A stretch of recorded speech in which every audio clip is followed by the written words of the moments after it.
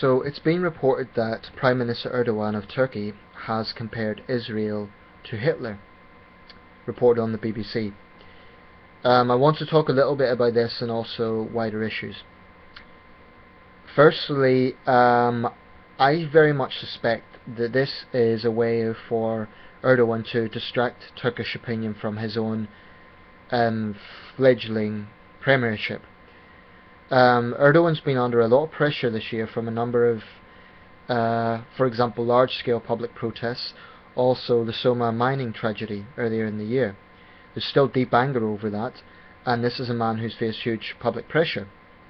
So what better way to distract opinion than to bash Israel? It's a very convenient tool across the Middle East, because Israel, as we know, is an extremely vilified country, so it's very easy for any Middle Eastern leader to distract public opinion by bashing Israel publicly. I want to talk a bit about the analogy he made. He compared Israel's behaviour in recent days, i.e. the incursion into Gaza, and Israel's actions against Hamas, to Hitler. That's flawed on so many levels, so I want to break them down a bit.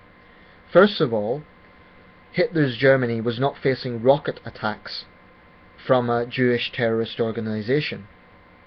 That's a fact. It wasn't. Another fact. Turkey is a country that isn't exactly squeaky clean when it comes to persecution of minorities. This is a country where it's still forbidden to talk about the genocide of Armenians and Greeks. It's a country that still denies that, by the way. In Turkey, as far as I know, you can still be arrested for offending Turkishness, which is very undemocratic, whatever that even means. I don't even know what that means.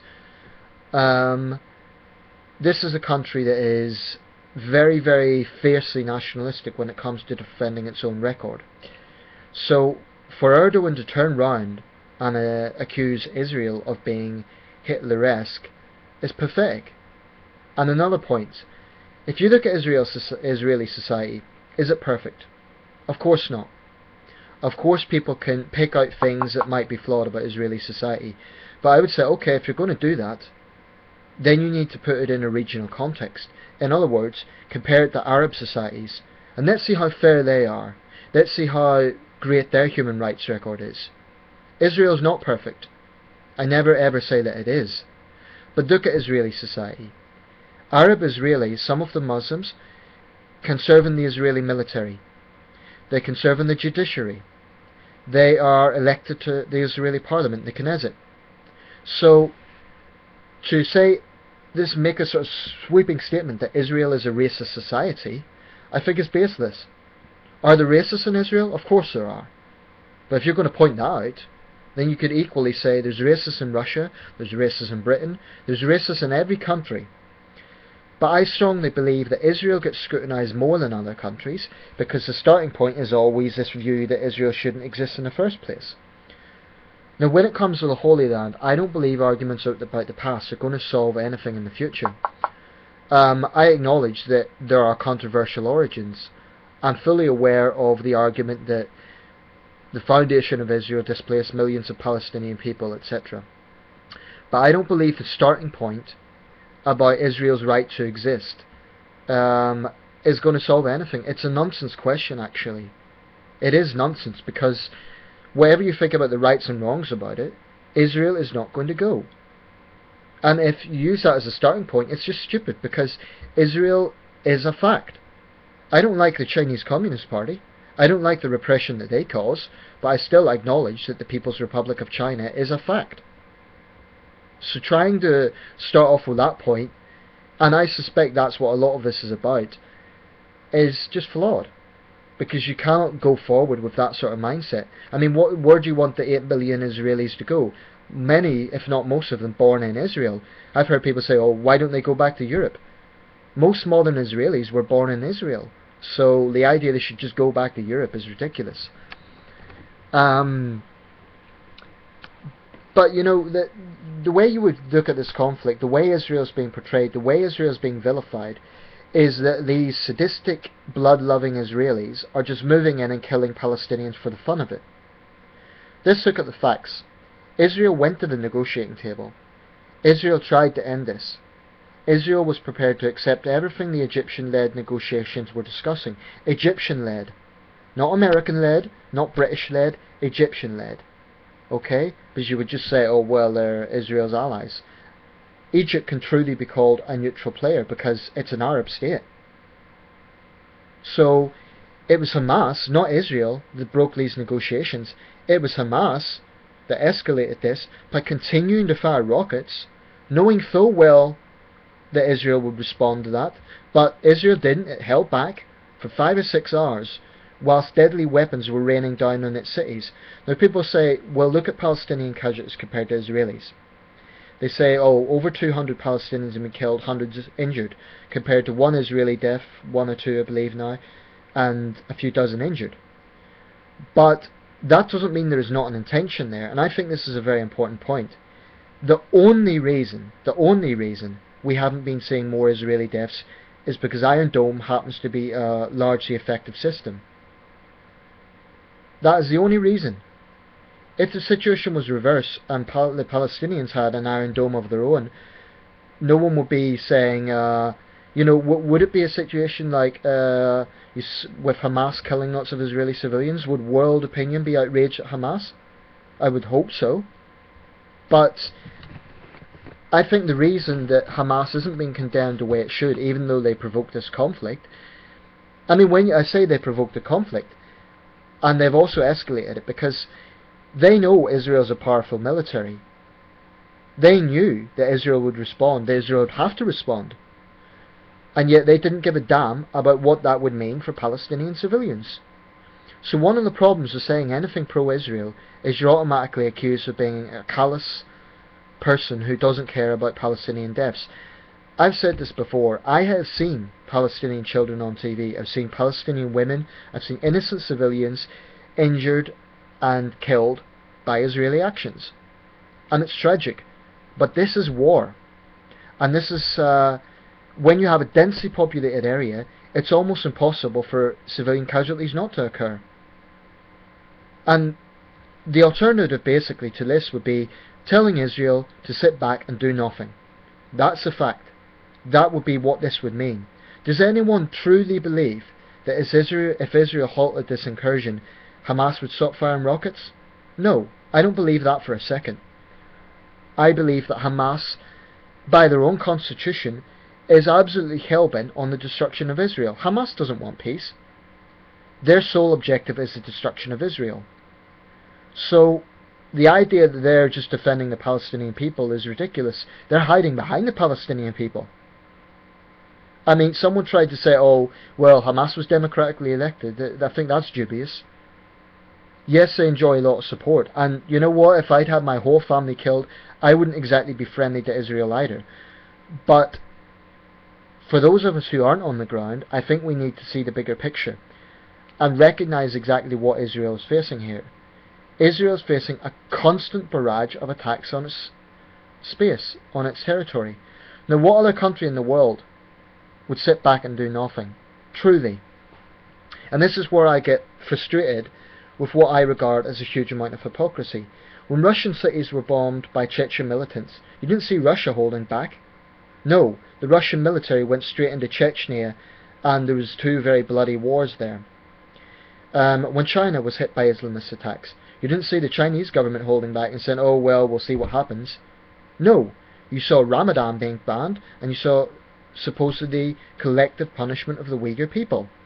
So people are saying Israel is collectively punishing the Palestinians, but the problem is, because they're dealing with a terrorist organisation that is firing rockets onto their territory, that happens to be coming from a very densely populated place.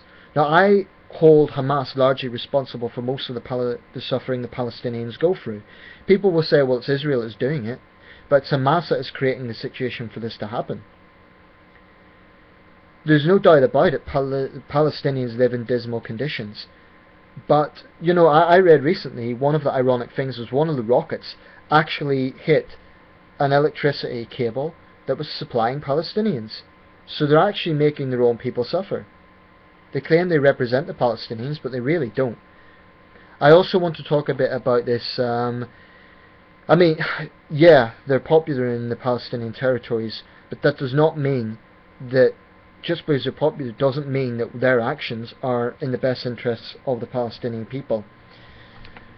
I mean, woe behold any Palestinian that stands up to Hamas. You know, if you think that they are a fair democratic organisation, just watch what happens to Palestinians that stand up to them. In the last conflict, they got lynched because they were accused of being Israeli collaborators. Guilt or innocence doesn't seem to matter. And let's be clear how the two places deal with murderers. When the young Palestinian man was lynched by Israelis, what happened? They were arrested, they're facing trial, and as Netanyahu said, there's a chance they'll spend a very large proportion of their life behind bars, i.e. the way most nations deal with murderers. How does Palestine commemorate those who kill Israeli civilians? They get named public squares after them. That is a stark difference. About genocide, I do want to comment about this because it's something that's thrown around a lot. I am in no ways trivializing the deaths of over 200 people. It's a horrible situation. But genocide, let's be very clear about this, is a specific and deliberate attempt to eradicate an entire ethnic group. If Israel wanted to do that, and they're a strong military, they would have the capabilities to do it, they would move into Gaza and they would kill, or try to kill, 1.8 million people. So yes, it's awful what's happened, and it's tragic that over 200 civilians have lost their lives and a few hundred more have been injured. It is tragic. But if Israel wanted to commit genocide, they have a strong military, they could do it. Why not just move in there and kill everyone? So the genocide claim just falls flat. Genocide is what happened in Rwanda in 1994. That is genocide. What's happening today in Gaza is a bloody conflict, but the idea that it's genocide is utterly, and it's actually dangerous to throw that around, because all it does is further increase the vilification of Israel, which I do believe is disproportionate. People say Israel responds disproportionately. I believe the vilification of Israel is disproportionate in regards to what Israel is having to deal with. And I believe it's profoundly hypocritical, because a lot of the people who claim outrage at Palestinian deaths, I honestly believe they're more motivated by their hatred of Israel than genuine concern for the Palestinians. If they genuinely cared about the Palestinians, they would be putting pressure on Hamas and saying, why are you making this situation so difficult? Why not just stop firing those damn rockets? In which case, there would be a situation whereby Gaza could develop economically. By the way, Israel's offered humanitarian assistance to Gaza, it got turned down. That doesn't get reported. The reason Gaza is such a dismal place is because Hamas is shackling it. People say it's Israel that's shackling it. Ask yourself this question, what exactly would Israel gain by making itself hated in the Arab world? It wouldn't gain anything. So from a practical point of view, it wouldn't make much sense. In my opinion, Israel is only doing what any other state would do. And it is tragic that civilians have died. I think Israel can and should do more to minimise civilian casualties, but it's very difficult to do that. Now, they say they put out flyers and this knocking technique, which I don't particularly like. You know, it's like, well, we're going to spare your lives, but by the way, your house is destroyed. I don't particularly like that. But when I think of alternatives, I can't think of what else they can realistically do in a built-up area. I mean, people say Israel's using disproportionate force, but what exactly should they do? If Israel stops right now, Hamas won't stop. They'll continue firing the rockets. And that is the situation Israel is facing. So you're basically asking the Israeli Prime Minister to do nothing to protect his people. And no other leader in the world will be put in that sort of situation. Tony Blair said the other day, if rockets were firing in Britain like that, there's no way I wouldn't be taking action.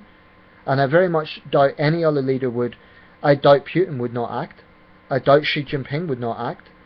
I doubt any other leader in the world would not act in some way to that sort of constant barrage of deadly weapons.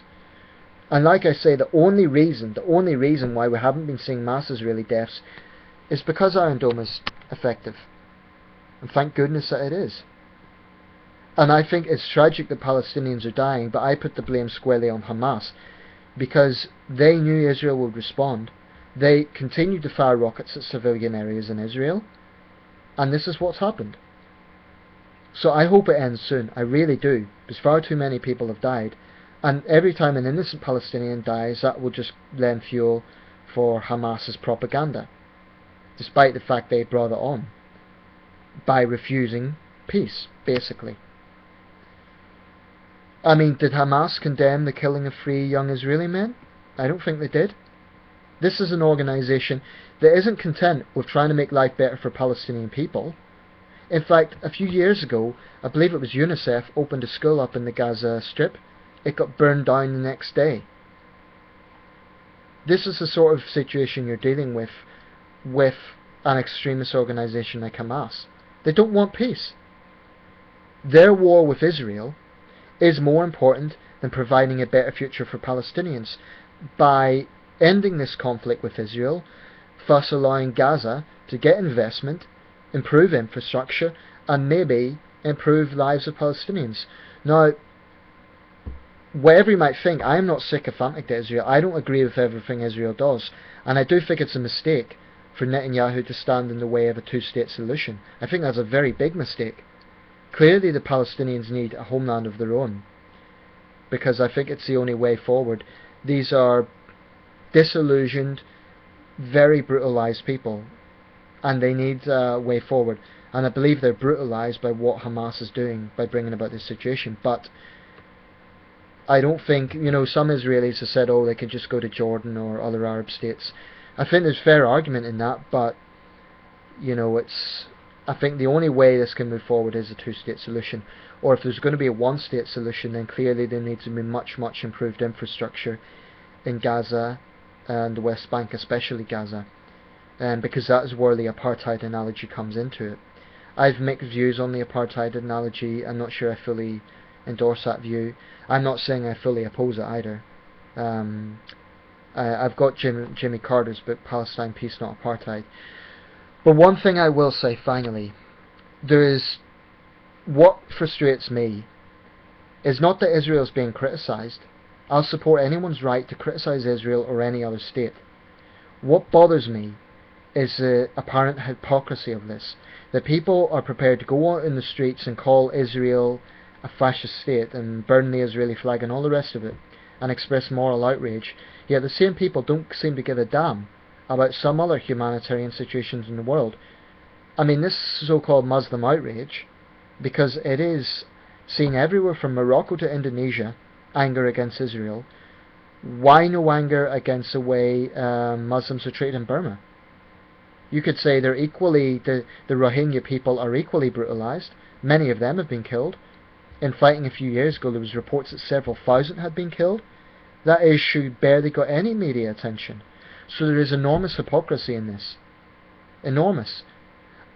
If Erdogan's going to talk about fascism, why doesn't he call Assad in Syria? Well, I think that would be a much better comparison to Hitler. When you consider 170,000 Syrians have died, many of them at Assad's hands. I just cannot tolerate the hypocrisy of vilifying Israel without A, looking at what they're facing, and B, looking at other situations around the world. I am not saying people shouldn't criticise Israel. There's areas I can think of to criticise Israel. For example, I think the settlement building is wrong. I think continued settlement building breaks negotiations. It is wrong. It's provocative and it's wrong.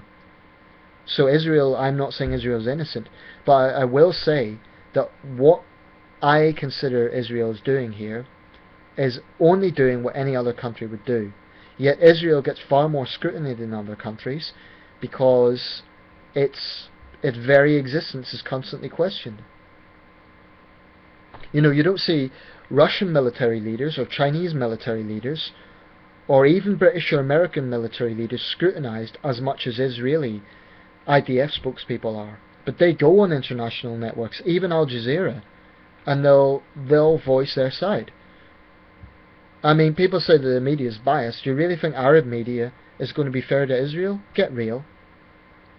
I think Al Jazeera has possibly improved a bit, but most Arab networks are just like, the Israelis are demons. That's their sort of logic. And let's be clear here, this hatred is not just directed at Israelis, it does go deeper. It is against Jews. I used to think, a few years ago, oh well, it's not the same, criticising Israel is not the same as being anti-Semitic. And for the most part it's not. But there is clearly an undercurrent of anti-Semitism there. In Gaza, young children are taught by their teachers not to hate Israelis, but to hate Jews, despite the fact that Arab Israelis are among the IDF. So it's not, if you think it's just criticism of Israel, there is something definitely deeper about that. A synagogue in Paris got attacked this week. That got barely any attention, but a mob of protesters surrounded that, even though the Jewish worshippers inside had nothing to do with Israeli policy. The people will point out, well, lots of Jews criticise Israel. I would say they do, and if anything, that shows how diverse the Jewish people are. So it makes anti-Semitism fall flat. And not every single Israeli supports their government's policy. But when it comes to something like security, that's a complete human reaction. It's my understanding most Israelis do support this offensive, not because they're sadists, but because they're sick and tired of having rockets firing over their heads. I mean, you cannot compare Israel to countries in Western Europe that have absolute stability. Israel is constantly under attack. So I think it's horrible what is happening in Gaza, but I think this tragedy has been brought about by Hamas's stubborn refusal to look at ways forward. And I believe their war with Israel is more important to their logic than Palestinian deaths. They knew Israel, being a powerful military force, would respond with force. So what did they do? They fired 600 rockets at Israeli civilian areas. They had their chance. And Israel is now doing what any other country would do. I firmly believe that. And it's tragic the civilians have died, but Hamas has brought this situation about.